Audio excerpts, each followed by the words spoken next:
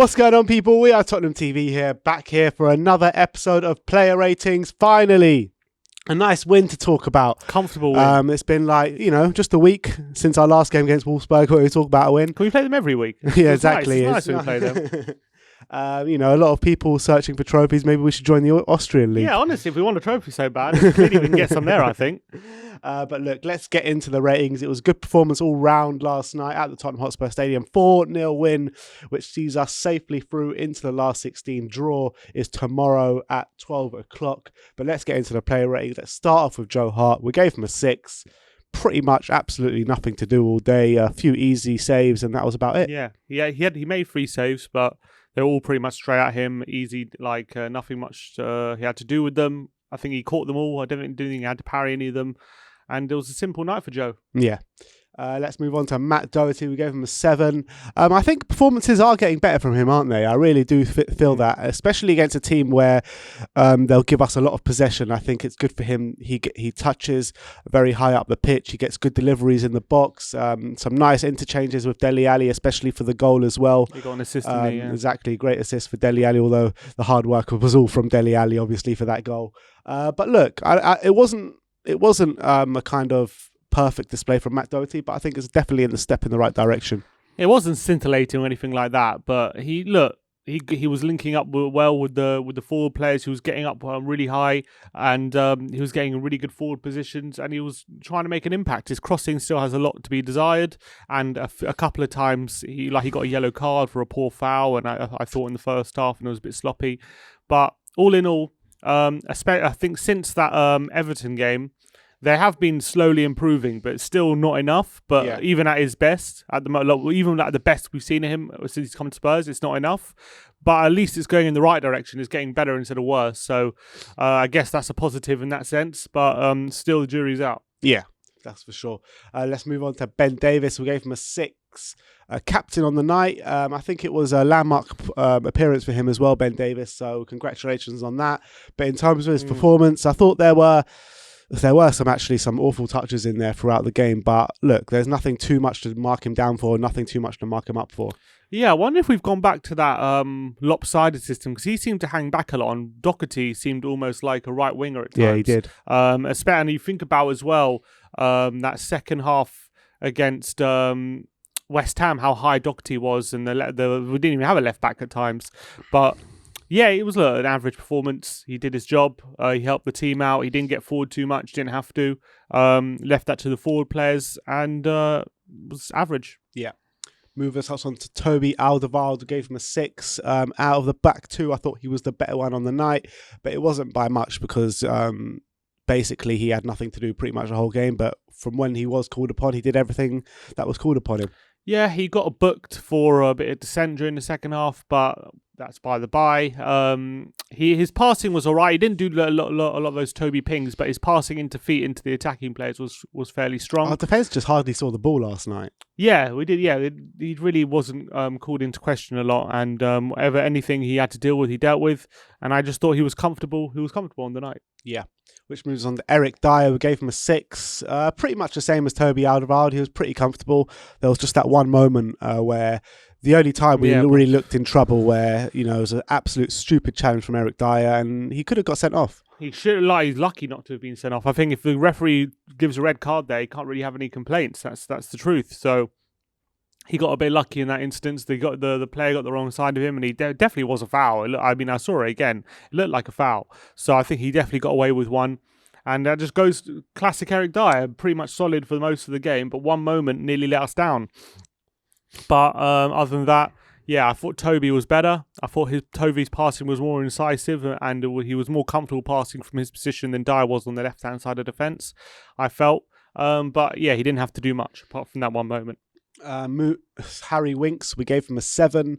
I thought it was also the better display from Harry Winks. He always seems to put in good displays against this kind of opposition, and that's the facts of the matter. You look back at the Wickham game, you look back at other Europa League games which he's played this season. Exactly. So I want to call on him to put in these kind of performances against better opposition. But in terms of his performance against Wolfsberger, I thought it was really busy, really energetic, a lot of interceptions, a lot of duels. A lot of recoveries as well. I think one of the most recoveries on the pitch. So you got to say Harry Winks was very busy in the middle there, and he blazed a shot over quite early on in the game. I thought it was a busy night for him. Quality wise, I think it was good as well. But I would call him to put these performances in against better opposition. Yeah, he got the interception for Wolfsberger, I believe. He intercepted the ball after Wolfsberger were trying to play out the back, winning it high up the pitch. And obviously, Dele was able to play a bell through and he scored. I thought, maybe it's a confidence thing, because I feel like in these kind of games, he gets on the ball, and he already knows what he's going to do with it. He takes a touch into feet. He takes touches around players and passes it forward all the time. Whereas a lot of the time in the Premier League, when we see him, he's just playing within himself. He's getting the ball. He doesn't have his head up. He's passing it backwards or sideways all the time, and he doesn't have the confidence to just stroke it past a player and take a touch past someone and use his physicality and a bit of pace to kind of dribble past them. Whereas in these kind of games, he seems to have the confidence to do that, and that's what he needs to build. He needs to build up that confidence in himself to perform on a bigger stage, because that's what's hurting him at the moment. And look, it was a good performance. You can't learn too much from it because of the opposition, but he played well. Ultimately, if he wants to start more regularly for Spurs, and if he wants to get into the Euros, these are not the performances he's going to be judged on. He's going to be judged on against better opposition in the Premier League. So let's move on to Moussa Sissoko. We gave him a 7. I thought it was better from Moussa Sissoko. I really did. I really liked his performance yesterday. I thought there was a lot of important interceptions around there. He was doing a lot of dirty work around the whole pitch. And like we haven't said in previous weeks, but I'm going to say it this week, is he covered every blade of grass. Well, he within the first minute of the game, was it? He had passed the ball off the pitch, off the pitch or something. Which we were playing a drinking game, and within a minute, he'd already made us drink. But I think the good thing about Sissoko yesterday was he kind of just took a step back in terms of he wasn't getting forward. He wasn't getting he was being positionally quite disciplined. He wasn't getting involved in the attacks or anything like that. He was just letting the attacking players do their work, and that's probably best when it comes to Sissoko, because I feel like a lot of the time when he gets the ball in the final third, it just breaks down. I agree with you. I thought he did a really good shift yesterday defensively, helped out the team a lot, helping out Doherty when he went forward, covering that right back slot, and I thought he put in a decent display. Yeah. Let's move on to Steven Bergwijn. We gave him a 6. I thought he started really bright. I really did. I think that he was having chances. He was creating chances. He was having runs at the defence, but ultimately he was basically huffing and puffing without blowing their house down. And this has been the story for Steven Bergwijn pretty much the whole season, unfortunately. I do feel that he kind of just needs to go, and he'll kind of kickstart his season, but it's not coming for him at the moment. You can see how desperately he wants that goal as well. He's cutting inside, he's having shots, he's really trying things, and they're going wide or getting blocked, and he just needs that little bit of luck to go his way at the moment. It's not happening, which I kind of feel bad for him for, but he needs to look. If you want, we're a team who want to be challenging near the top of the league, and these players need to be able to feel that pressure and thrive off it instead of crumble. And at the moment, he's not dealing with it that well, I feel.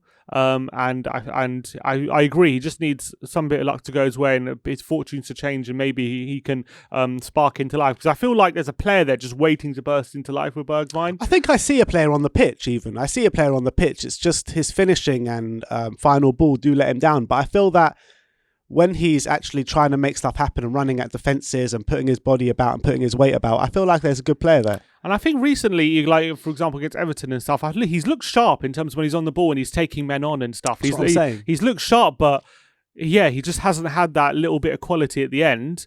And I feel like once he gets that, or once he gets 1 or 2 goals or an assist or something, like he might start bursting into life a bit, and he might start getting that confidence. That's exactly what he needs. And a good on form Bergwijn could be a real asset to us, and that's what we need to strive for. But at the moment, it's just not working for him, and I kind of feel for him, because you can see how hard he's trying, and you can see even the teammates, they're trying to play him through and stuff. They're trying to help him, but it's just not coming off. But we need to keep plugging away. You can't give up on him. He's still a young player, so I'm still backing Stevie to turn it around. Yeah, 100%. Let's move on to Dele Alli. We gave him a 9. These are the performances we want to see from Dele Alli, albeit against lesser opposition, but these are the performances we want to see. Kicked off proceedings with that absolutely astonishing overhead kick. I mean, that goal is going to be replayed and replayed over the years and years to come. I mean, it was an absolutely insane goal. Started by him as well, playing it out to Matt Doherty, and then Matt Doherty bringing it back to him, and then he just controls it and basically overhead kick into the top corner, absolute top bins. Assist as well, that one flying over the top with an absolutely pinpoint ball to Carlos Vinicius, and then obviously the other assist for Gareth Bale with a nice little square pass as well, pinpoint into Gareth Bale's path. Dele Alli, I thought after he scored that goal, it seemed as though a weight was lifted off his shoulders. He was celebrating it like it was the brilliant goal that it was, pretty much. I wonder what that celebration meant. I have no idea. I wonder what that meant. I have no idea. Two what? Is that his second goal of the season? Maybe it's his second coming of Dele Alli. Second coming, Dele 2.0. Yeah, maybe. But look, Dele Alli was brilliant. He was at his kind of creative best. I thought he was everything that was good with us going through in the first half, especially, was going through him. Yeah, and it wasn't just his creativity, but I felt like he had a bit of aggression about him. He was pressing, he was, blocking clearances, and he was getting high up the pitch, and he really looked like he wanted to make an impact. And he had a few other chances as well. I remember he was linking up one moment with Ben Davies really well on the left-hand side. He gets in the penalty area, and he had a shot across the face of goal, which keeper makes a good save. That could be another goal for him. And I thought he was always looking to get involved. He wasn't looking to just drift out the game, which he does a lot. For all the past couple of years, he has done a lot, and he was looking to really get involved and show his quality. And we all know what a confident Dele Alli, a good Dele Alli can be. We all know how good he can be, and he just showed a little slice of that yesterday. But we need him from now to the end of the season to really make an impact in Premier League games, because we're going to need him, because he's a little spark that we've been missing, I feel, when we get into that final third, a little bit of magic. And if he could provide that, he could also if add an element to the attack. And obviously those 2 assists, pinpoint right on the one right on the head of Vinicius. That one from Carlos was insane. Brilliant. Such a deep position as well. It was literally right on Carlos's head. Such a great cross. Those are like the balls that Christian Eriksen used to play for him to do the headers. Yeah, really was. And sometimes they say, I know Dele's not a striker, but they say strikers sometimes could be the best passers because they know exactly where they want the ball to go. And that's, I kind of feel like I've seen Dele do that header so many times, and be on the end of that ball, that maybe Dele knows exactly where Carlos Vinicius wants it, and that's how he played that ball. And then obviously he bailed, didn't have to break stride for that goal, didn't have to break stride once, and he hit it first time into the corner. And obviously the finish was amazing, great finish, but it's very easy to get that pass wrong. I've seen a million times players get those partner passes. We've seen it wrong in the past couple of weeks. Exactly. So he was very good on the point pass. So need to carry that on, Dele. We need obviously on the back also wasn't the best cameo going against West Ham, but a good display last week against Wolfsberger as well, where they showed a few nutmegs, a bit of confidence. So maybe he is starting to come get back into it. All right, let's move on to Erik Lamela. We gave him an 8. Carrying on his brilliant form, Erik Lamela, I thought, there was 8 completed dribbles in there from Erik Lamela. 8. Wow, that's a lot. That is a lot. So Lamela was absolutely on fire yesterday. He was creating, he was running the socks off the Wolfsberger defence. I thought that I actually thought he was really good in the first half, but I actually thought he was even better in that second half. I thought in the second half, pretty much, like I said for Dele, everything good coming through us in the first half was all going through Dele. I think that was the case for Erik Lamela in the second half. Yeah, they really struggled to deal with him. And I've never seen, pretty much since he's come to Spurs, he was obviously known as this great dribbler at Roma. And obviously, except for a ball roll here and there, we haven't really seen that at Spurs. But yesterday against Wolfsberger, they couldn't get the ball off him. They couldn't get the ball off him. It was unbelievable. He was dribbling inside, outside, past 2-3 players each time, and using his strength, using his physicality that he's built up, using a bit of pace as well. And a few times he was cutting inside, having shots across the face of goal. I remember there was one moment a shot was heading to the corner. If it wasn't for a defender heading it over, it would have gone in.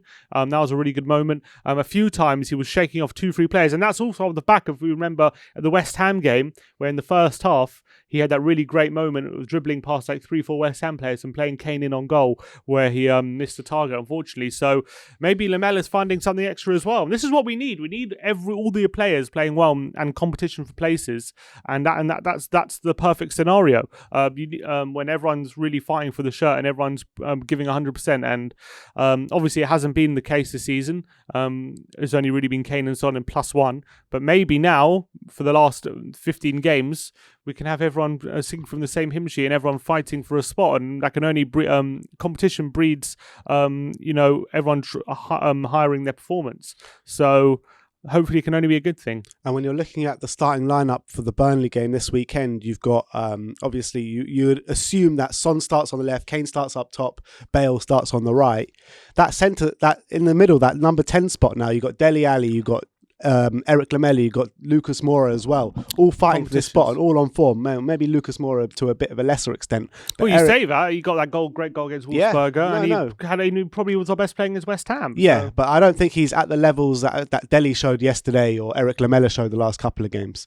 So I still think he's on good form, but I'm saying that there's healthy competition now for places. That's what I'm saying. That's what we need, and we need everyone to keep going, and that's only a good thing. And those kind of selection headaches is what Mourinho wants, I'm sure. Moves us on to the last of the starting 11, Carlos Vinicius. We gave him an 8. It was a bit of a mixed bag from Carlos, I felt. I think in the first half, I actually didn't think he was that good. I thought he missed a chance. He was struggling to hold the ball up. But I thought as soon as he got that goal at the beginning of the second half, I thought it kind of let him breathe a sigh of relief. I thought he was getting more involved after that in the second half. I thought you were doing Vinicius there. And then he ended up getting 2 goals, so you can't really complain with Carlos. Yeah, I thought in the first half he wasn't at his best, but he did nearly get a nice goal where he rounds the keeper really well with a ball roll. He's got to finish that though. Yeah, the finish, the defender blocks it off the line, but it was a bit weak. If he can get a bit more power on it, it goes in. He was channeling his inner Erik Lamela, taking it around the keeper. Yeah, it like was. That. It was a great little ball roll. But yeah, I thought his overall play wasn't great. Although he's always looking to get in behind, you can always see he's making those runs. He's not the. I always feel like with Vinicius, when he comes short and tries to hold the ball up and stuff, that's when he's at his weakest. But I agree. But when we're getting crossed in the box and when he's looking to run in behind and he's looking to play on the last shoulder, and when he's being that real poacher, that's where he becomes alive. That's where he's at his best, and that's where he become a real asset to us. And you can see that in the second half. He just sniffs where the chances are going to come, doesn't he? And he made a good. Despite the ball from Dele, which was pinpoint. Vinicius has to time the run perfectly, and he absolutely did. And it was a really good header at the back post to get that in.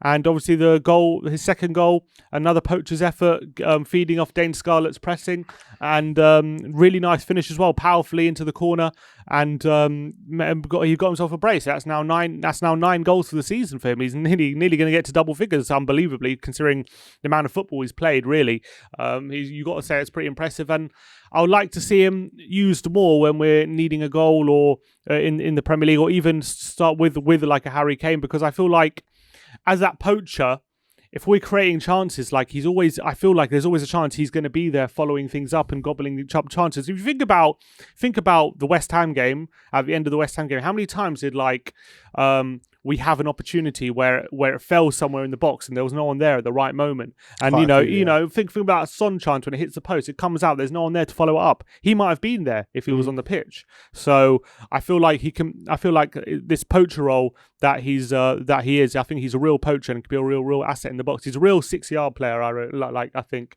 in that sense. But he's a classic poacher, isn't he? Yeah. So, but whether he can be that all-action striker that Mourinho needs that striker to be when they're playing lone up front. Like Harry Kane can do pretty much everything. Like when he had Drogba, he can do anything. He can hold the ball. He's not that player. Like he's got the physicality, but he just doesn't have that. No, well, not yet. Maybe he can develop it, but not right now. He just doesn't have that quality to deal with a player up his back when he's trying to control the ball and things like that. It was always going to be an uphill battle for Carlos coming in here, because obviously he never played Premier League football before.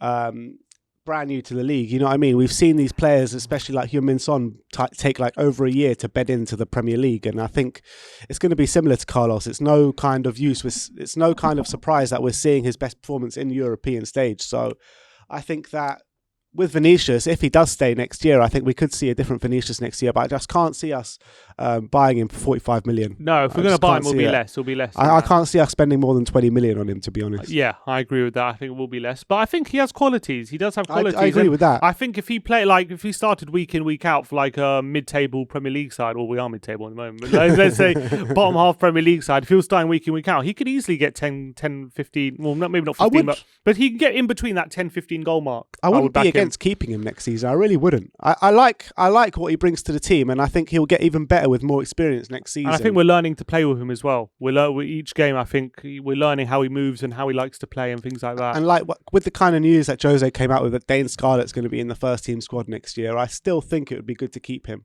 because Dane Scarlett as well. He offers something completely different what Carlos offers, so it's good to have both of them. And in terms of Vinicius, when he started, you just got in terms of his starts to goals ratio, he couldn't have done much more in that sense. So I feel bad for him. In that the amount of time he gets in the Premier League, but he's never really gotten a proper opportunity, has he?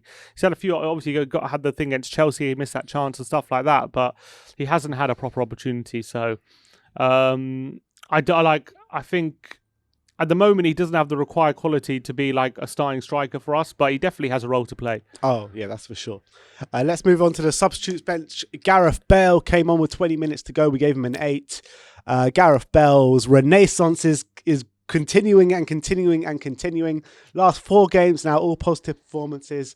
And Gareth Bale, within 2 minutes of coming on, scores a goal. Obviously laid off by Dele Alli, and it was basically straight out of the Gareth Bale playbook. Left peg, top corner, sensational finish. And I thought that every time he got on the ball, he looked positive. He looked to make something happen. And I'm really, really excited seeing Gareth Bale play now. He nearly got an assist for Scarlett as well. Yeah, that a really nice through ball.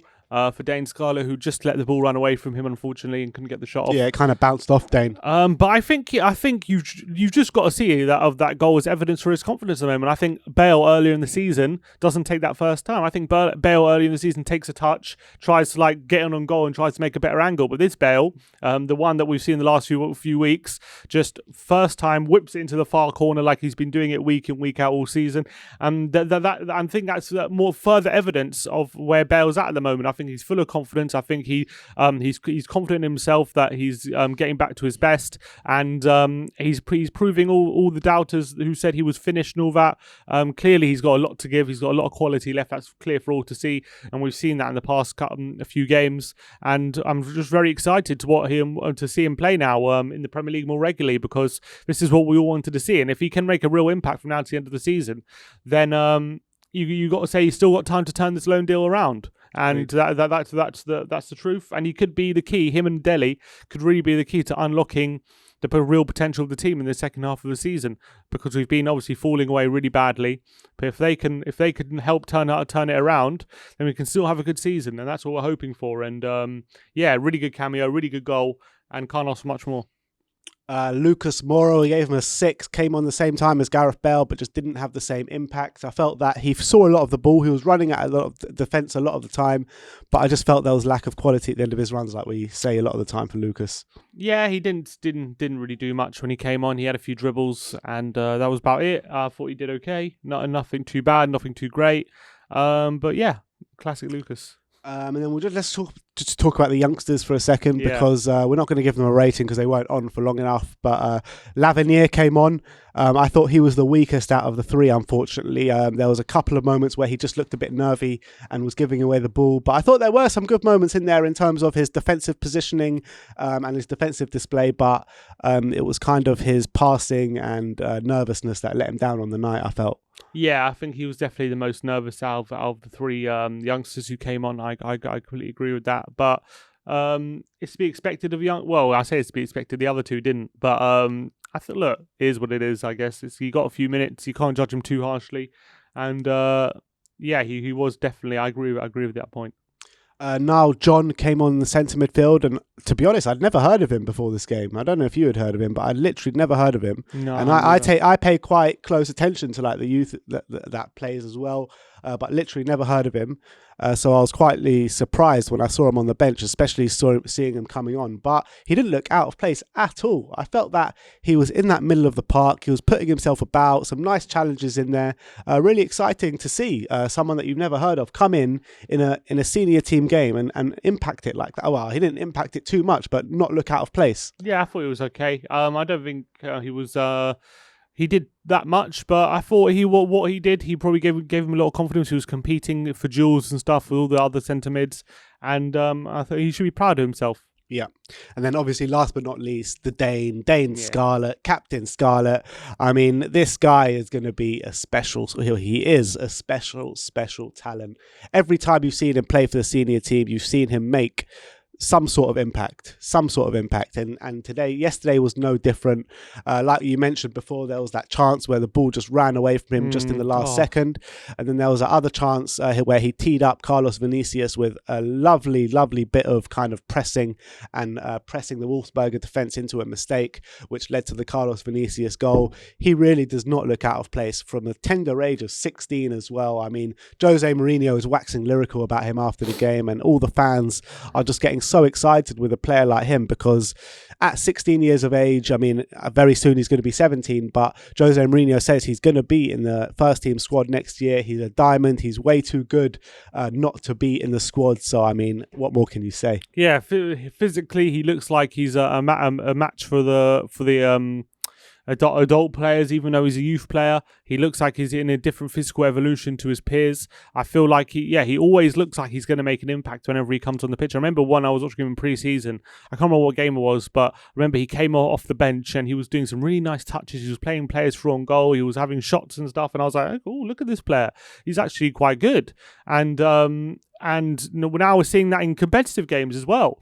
And I'm not surprised how excited Jose is and everyone is for his development, because he seems like already at 16 he can make an impact for the team, and that's really seriously impressive. And first player to get a Europa League assist at the age of 16 since Kylian Mbappe says it all. Yeah. Says it all. And obviously, I'm not saying he's going to reach Kylian Mbappe levels, you are. but look. It's exciting. Another youngster coming through. We got Parrott as well, who's out on loan. The amount of products we're bringing through the academy is absolutely insane at the moment. Really when you think about it, really exciting. Sirkin, Skip, Parrott, Scarlett, Niall John, Lavinier, Devine.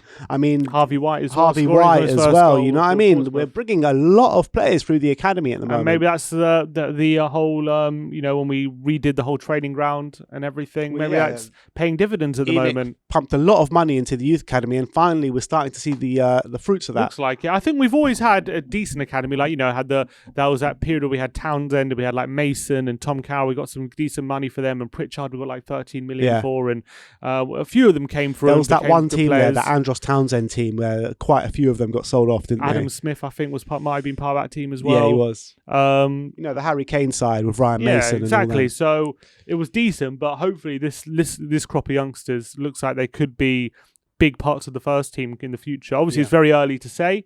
It is very early. They're still very young, and they're going to need time. But that's the perfect world. That's like the pinnacle of a football club, when they're producing their own players and to a very high standard, and they're competing. That's what everyone wants, and hopefully we can use a lot of them in the future. Yeah. 100%. And let's quickly touch on Jose Mourinho.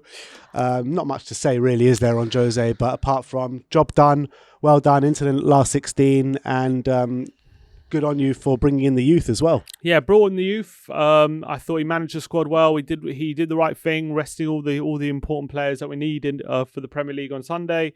He gave Bale a few minutes as well, which gave him an extra confidence. Dele Alli seems to be coming on again.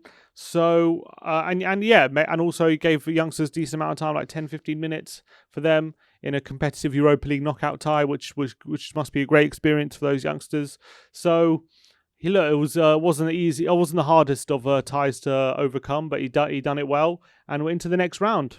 All right, so there you have it. The draw is on Friday at 12 o'clock, so check back to We Are Tottenham TV for the latest news when it breaks. We'll be bringing you the news and press conference reaction tomorrow. So yeah, that was our player ratings. Tottenham sail into the last 16. Let me know your thoughts and your ratings in the comment section below. Like, subscribe and comment. And as always, come on you Spurs.